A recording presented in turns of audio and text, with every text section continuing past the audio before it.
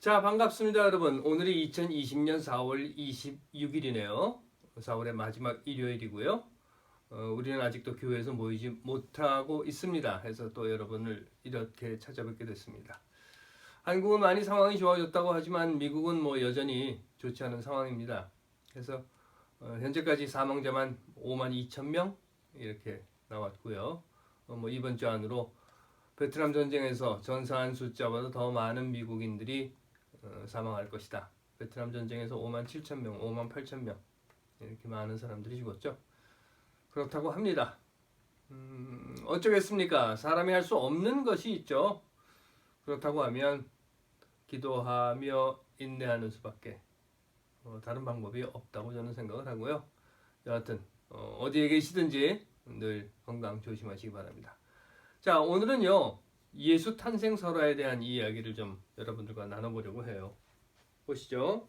동정녀 마리아에게서 낳았다. 이런 이야기예요. 예수 탄생 설화.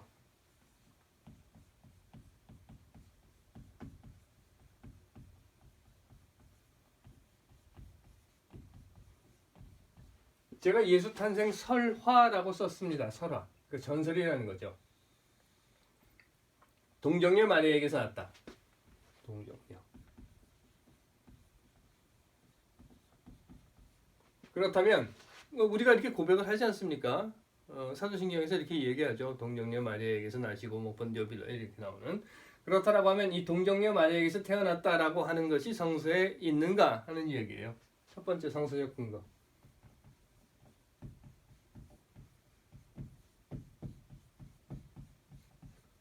당연히 있습니다. 성서적 근거는요. 당연히 있죠. 어디에 있습니까? 복음서에 나오죠.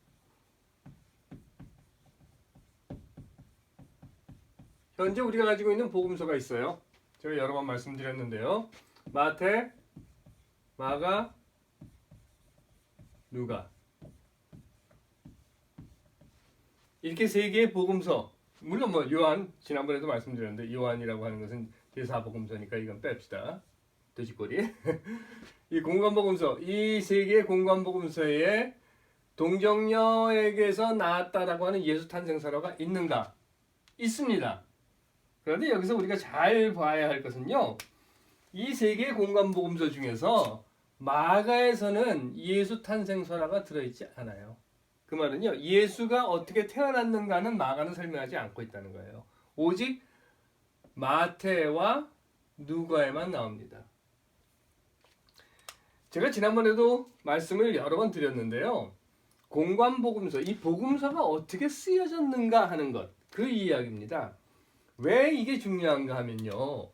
복음서가 어떻게 만들어졌는가 하는 것을 제대로 알지 못하면 우리가 이 복음서에 나와 있는 내용들을 오해하게 된다는 겁니다. 잘못 해석하게 된다는 거죠. 다시 한번 좀 정확하게, 꼭 정확하게는 아닐지 모르겠지만 그래도 여러분들이 이해하실 수 있도록 제가 복음서가 만들어진 과정에 대해서 지난번에도 한번 말씀드렸지만 다시 말씀드리도록 할게요. 아주 굉장히 중요한 겁니다. 그래서 제가 다시 또 말씀드리는 거예요. 자, 보죠. 여기 마가복음서가 있고요. 여기 마태복음서가 있고 여기 누가복음서가 있습니다. 현재 우리가 가지고 있는 복음서인 거예요. 이게 현재 우리가 가지고 있는 복음서. 성서에 보시면 나와 있는 거예요. 신약성서 맨 앞에 나와 있는 이 세 개의 복음서. 그런데 이 복음서는요. 전체적인 흐름은 같아요. 하지만 내용이 달라요. 조금씩 다른 부분들이 많이 있어요. 해서 성서 신학자들의 연구에 의하면 이 세 개의 복음서가 쓰여졌던 뭔가 기본되는 자료가 있었을 것이다 라고 하는 겁니다. 그래서 그거를 우리는요 원마가라고 불러요. 원래 있었던 마가가 있었다. 물론 지금 우리는 가지고 있지 않습니다. 그래서 이 원마가라고 하는 어떤 자료로부터 마가복음이 쓰여지게 되었다는 거예요. 마가복음을 쓴 사람은 이걸 근거로 해서 썼다는 겁니다. 그리고 마태를 쓴 사람도 이걸 근거로 해서 마태복음을 썼고 누가복음을 쓴 사람도 이 자료를 근거로 해서 누가복음을 썼다는 겁니다.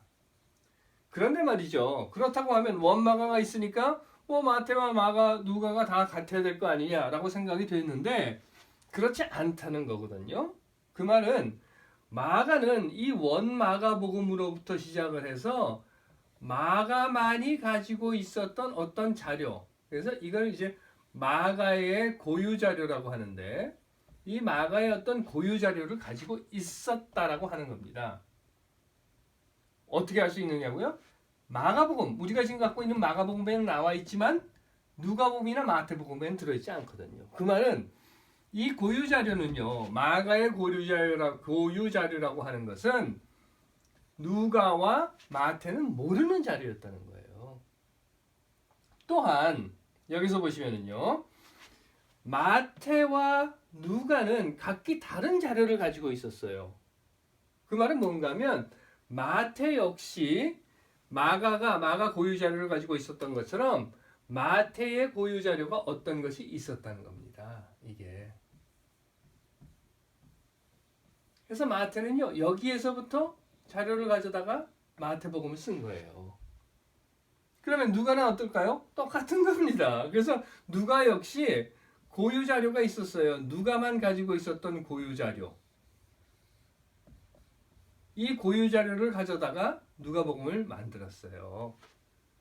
그런데 여기서 우리가 봐야 할 것 하나 재밌는 현상이 있는데요. 그건 뭔가 하면 마태와 누가가 이 원마가가 아닌 어떤 자료를 공동으로 사용한 것이 있었다는 겁니다. 그 말은요, 누가에는 없는데 마태와 마가는 똑같은 이야기를 하고 있더라는 거예요. 그래서 이걸 뭐라고 부르는가 하면 어록 자료라고 합니다. 로기언 퀄레라고 어록 자료라고 해요. 이 어록 자료로부터 또한 누가는 이렇게 가져다가 하나를 더 썼어요. 똑같이 마태도 여기다 가져다가 하나를 더 붙였습니다. 이렇게 해서는 복음서가 완성이 됐다는 거예요. 그러니까 보시면은요, 지금 까만 걸로 칠해 놓은 것은 지금 우리가 가지고 있는 현재 있는 복음서이고요, 자료이고, 파란 걸로 되어 있는 것은 어디에서 가지고 오긴 가지고 왔는데 오늘 우리가 가지고 있지는 않은 자료라는 거예요. 왜 이 말씀을 이렇게 막 한참 드리는가 하면 다시 돌아가서 동정녀 탄생, 예수 탄생설화라고 하는 것을 여러분들께 설명드리기 위함인데요. 그렇다라고 하면 앞에서 말씀드린 것처럼 마가복음에는 없어요. 예수 탄생설화라고 하는 것이. 그리고 마태와 누가에만 있어요. 그러면 마태와 누가가 가지고 와서 있으면 어디 있을까? 아, 여기서 가지고 왔나 보다라고 생각할 수 있을 텐데 사실은 이 예수 탄생설화는요, 마태와 누가가 달라요. 완전히 달라요. 제가 설명드릴게요. 자, 마태. 돼지꼬리 좀 지워내고요. 마태 한번 볼까요? 마태에서는요, 예수가 예루살렘에서 태어났다라고는 하지만 예루살렘이요. 죄송합니다. 예루살렘이 아니라 베들레헴이요. 베들레헴에서 태어났다라고는 하지만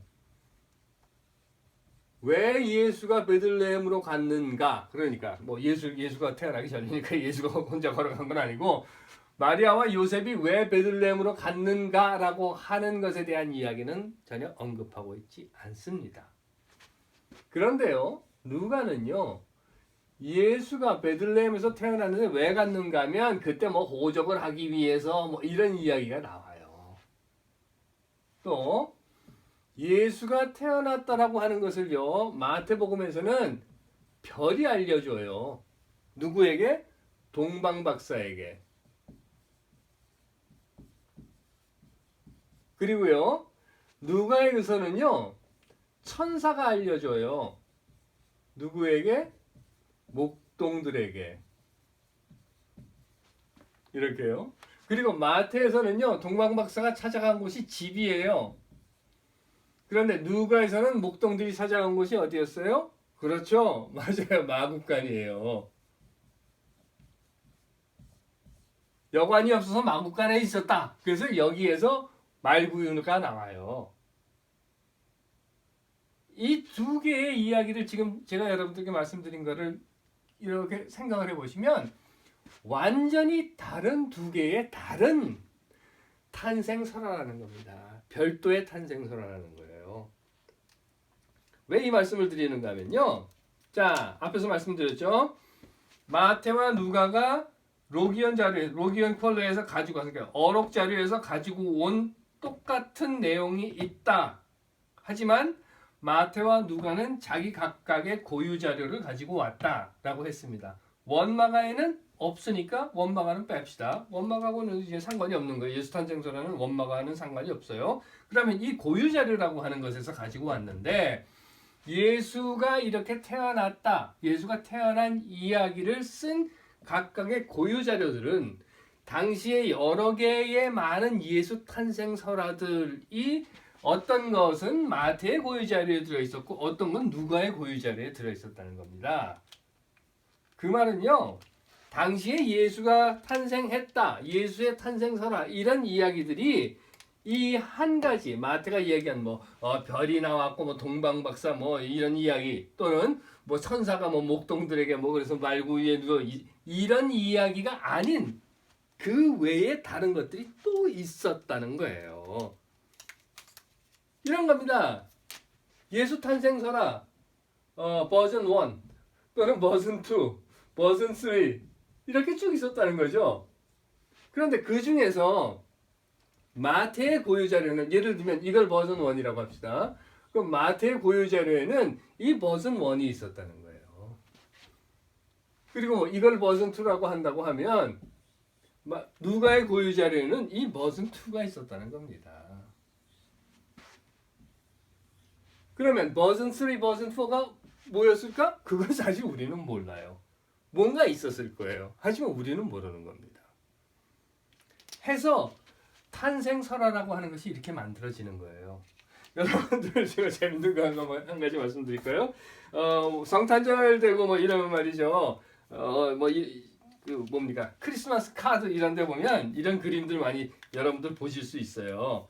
이런 거죠. 이렇게 마구간이 있고 그렇죠? 그리고 마리아와 요셉이 앉아 있고 말구유에 예수가 들어 있고 그리고 이쪽에 보시면 동방박사가 탁 서 있고 또 한쪽 옆에 보면 이제 목동들이 이렇게 탁 서 있고 지팡이 들고 또 한쪽에 보면 낙타가 있고 말이죠. 이렇게 낙타가 짠, 좀 낙타 이상하게 생겼네. 낙타가 있고 그런가 하면 한쪽에는 이제 또 양들이 이렇게 있고 이쪽에서는 별이 있어서 별이 이렇게 비치고 이런 그림들 여러분들 많이 보셨을 거예요. 그렇죠? 이건 어떻게 해서 만들어진 그림인지 여러분들 이제 생각되십니까? 이런 거예요. 이 버전 1과 버전 2를 이렇게 한꺼번에 묶어 놓은 겁니다. 묶어서 이런 그림을 그려 놓은 거지 이런 건 사실은 없어요. 예수 탄생설화에 이런 그림은 나올 수가 없는 겁니다. 왜냐하면 완전히 다른 두 개의 탄생설화가 있기 때문인 거죠. 그 말은요. 결론으로 말씀드리면 이런 거예요. 예수가 동정녀 마리아에게서 태어났다라고 하는 것은 그저 설화일 뿐이다. 이건 신화다. 왜? 신화는 종교를 갖고 있는 사람들이 자신의 교주가 태어난 부분에 대해서 많은 신화들을 가지고 있지 않습니까? 박격거세가 알에서 태어났다 하든가 무슨 태어나자마자 천상천하 유아독존 이런 얘기를 했다거나 하는 이런 이야기들은 또는 무슨 바위를 깨고 나왔다거나 이런 이야기들은 수없이 많은 신화입니다. 예수가 동정녀에게서 태어났다라고 하는 것은 신화예요. 그런데 이 동정녀에서 태어났다라고 하는 것을 복음서 기자들은 그러니까 마태복음과 누가복음을 쓴 사람은 자신의 복음서에다가 집어넣어 놓았어요. 물론 여기에는 모순이 있습니다. 아주 대표적인 모순이 뭔가 하면 이런 거예요. 예수는 마리아 동정녀에게서 태어났다라고 열심히 써놓고 난 다음에 무엇을 써놨어요? 그렇죠. 예수 족보를 써놨다는 겁니다. 족보. 그래서 어떻게 이야기를 합니까? 예수는 다윗의 몇 대, 16대, 16대, 그래서 다윗의 자손이다. 그러니까 아주 핵심적인 이야기는 이거예요. 예수는 다윗의 자손이다. 그리고 예수의 아버지는 요셉이다. 이런 겁니다. 요셉은 바로 이 다윗 가문에서 나왔다. 이런 이야기예요. 그런데 한번 보십시오. 동정녀에게서 나왔어요. 요셉하고 무슨 상관이 있습니까? 그럼에도 이 예수 탄생 설화와 족보를, 물론 이제 마가복음은 족보 얘기 없어요. 마태와 누가만 족보 얘기를 합니다. 물론 마태와 누가의 족보는 전혀 다른 이야기예요. 전혀 맞지 않는 이야기입니다. 그럼에도 이렇게 써놓았던 것은 앞에서 말씀드린 것처럼 동정녀 탄생이라고 하는 것으로 신격화해야만 했었고, 하고자 했었고, 또 마태와 누가가 족보를 쭉 적어놓은 이야기는 전에도 말씀드렸던 것처럼 초기에 이 예수교의 전도 대상이 유대인들이었기 때문에 유대교가 계속해서 예언을 통해 말했던 바로 이 다윗의 자손에서 뭐가 나온다, 메시아가 나온다라고 하는 것을 강조하기 위해서 족보를 써놓았다는 겁니다. 물론 베들레헴도 마찬가지예요. 베들레헴에서 태어났다라고 하는 것도 예언서에 나오거든요. 베들레헴에서 메시아가 난다 이런 이야기가, 그래서 베들레헴이라고 하는 것을 여기에 굳이 넣어 놓은 겁니다. 물론 누가는 호적을 하기 위해서 베들레헴으로 갔다 이런 이야기를 하지만 마태의 경우는 왜 베들레헴으로 갔는지 설명도 없이 그냥 베들레헴에서 났다라고 합니다. 왜? 예언서에 그렇게 나와 있으니까 예언이 이루어진 것이다 라고 하기 위해서 베들레헴을 집어넣어 놓게 된 겁니다. 성서적 근거는 이거예요. 그리고 전에도 말씀드렸습니다. 계속해서 말씀드리는 건데요. 성서적 근거를 그대로 믿겠다? 그건 신앙 고백인 겁니다. 그렇다고 하면 과학적 근거가 있는가? 그건 아니죠. 예수가 동정녀에게서 태어났다. 그것이 역사적이고 과학적인 근거를 가지고 있는 이야기인가? 그거는 아니라는 겁니다. 그렇다면 우리가 예수를 믿는다라고 하는, 그게 사실 그게 한마디로 말씀드릴 수 있는 건 아니지만 예수를 믿는다라고 하는 근거를 가지고 우리가 예수의 탄생을 이야기하자고 하면 예수를 무엇으로 믿는가, 왜 믿는가라고 하는 것에서부터 시작을 해야 하는 겁니다. 나중에 또 그 부분에 대해서는 말씀을 드리도록 하고요. 자, 그러면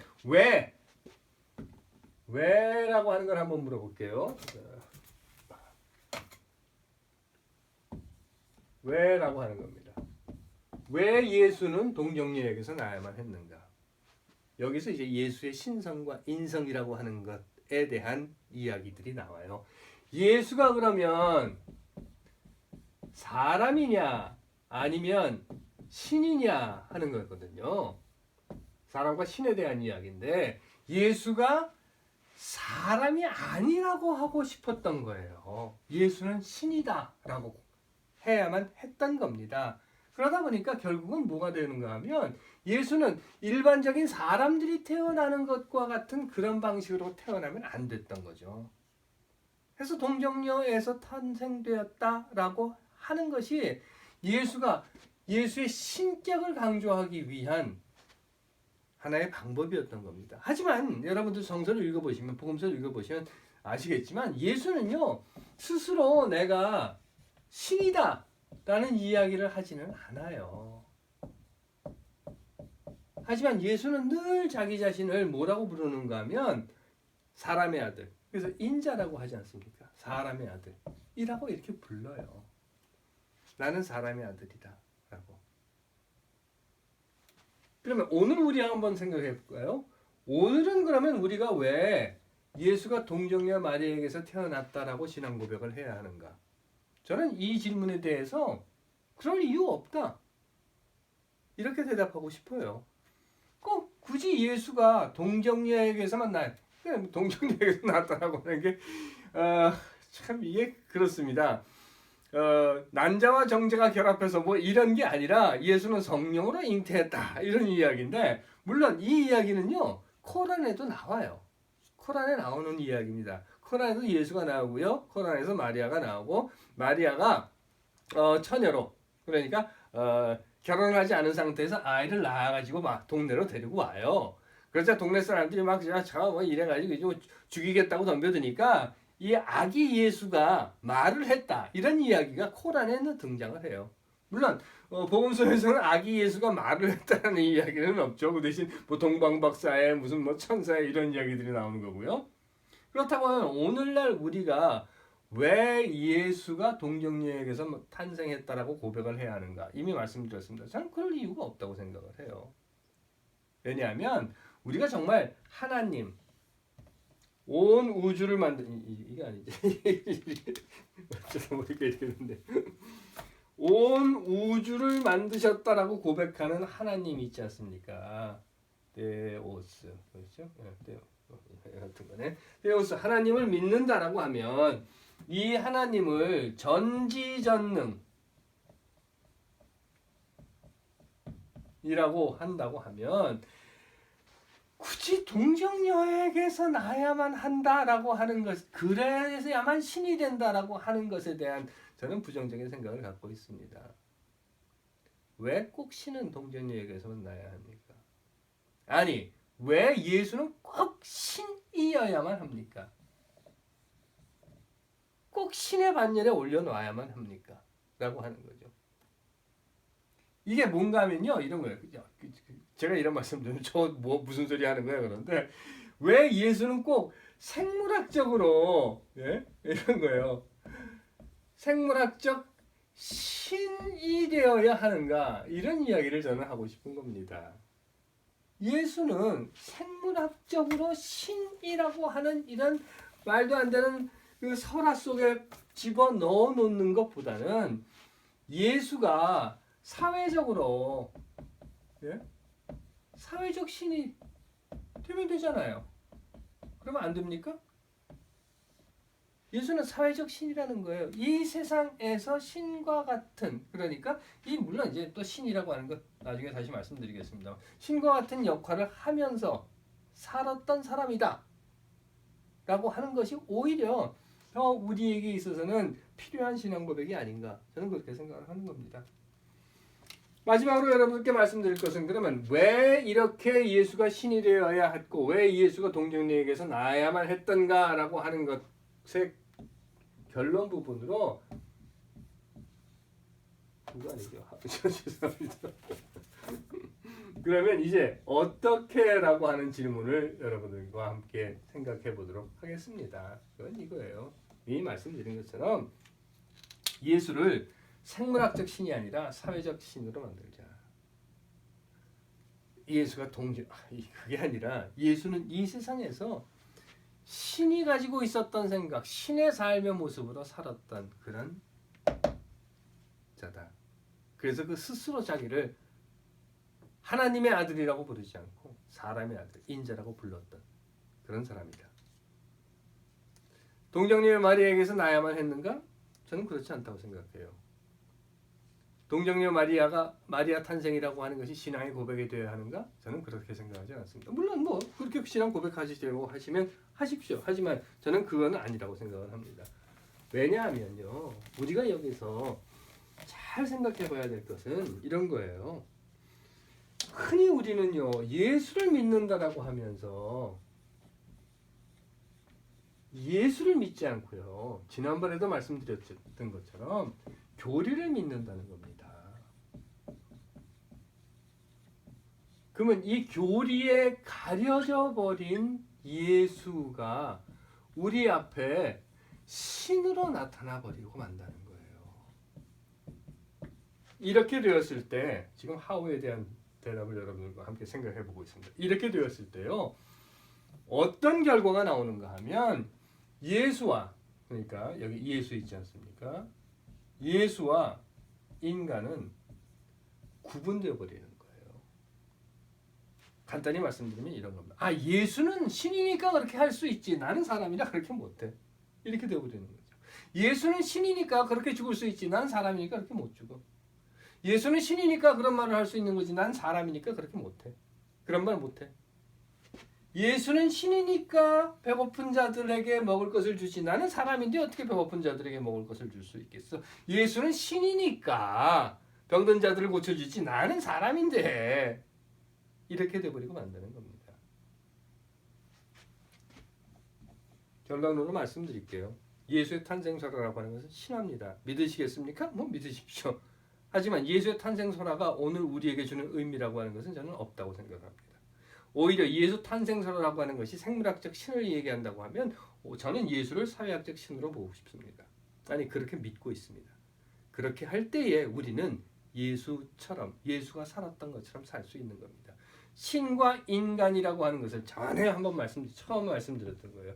여기에는 신이 있고 여기에는 인간이 있어서 신과 인간을 연결해주는 뭐 어떤 것들이 이제 이게 무당이라는 이야기, 무당할 때 무자 말씀드렸죠. 그래서 그거 아니면 인간은 여기 땅에 살고 신은 뭐 하늘에 살고 이런 것이 아니라 신과 하나님과 다시 말씀드릴게요. 하나님과 사람이 함께 살 수 있는 세상을 만드는 것이 바로 오늘 우리에게 던져진 예수가 보여준 삶의 모습이라고 고백을 하고 믿는다라고 하면 동정녀 탄생이라고 하는 것, 이런 설화는 오늘 우리에게 있어서 동정녀에 의해서 태어난 예수가 아니라 동정녀에 의해서 태어났든 아니면 그 아버지가 요셉이든 무슨 뭐 어머니가 어떻게 됐든 난자와 정자가 어떻게 됐든 그것에 상관하지 않고 우리와 함께 살아가는 세상을 만드는, 그래서 하나님과 사람이 함께 사는 세상을 만들어가는 예수의 탄생으로 이해를 해야 하는 것이 오늘 우리가 동정녀 탄생이라고 하는 예수 탄생설화를 이해하는 바른 시각이라고 저는 생각을 합니다. 여러분들은 어떻게 믿으시겠습니까? 자, 오늘은 여기까지 하고요. 또 다음 주에 다른 주제로 여러분들과 말씀을 나눠보도록 하죠. 혹시 이건 잘 모르겠는데 라고 생각하시는 부분이거나 아닌데 라고 생각하시는 부분이 있거든 제게 댓글로 달아주시든지 또는 메일을 주시든지 그렇게 해주시면 제가 아는 한에서, 제가 가능한 한에서 여러분들께 답을 드리도록 하겠습니다. 자, 이번이 4월의 마지막 주가 끝나고 5월이 시작이 됩니다. 5월이 되면 좀 더 좋은 그런 밝은 소식들 여러분들께 전해드릴 수 있기를 기대하면서 여러분들 건강하십시오.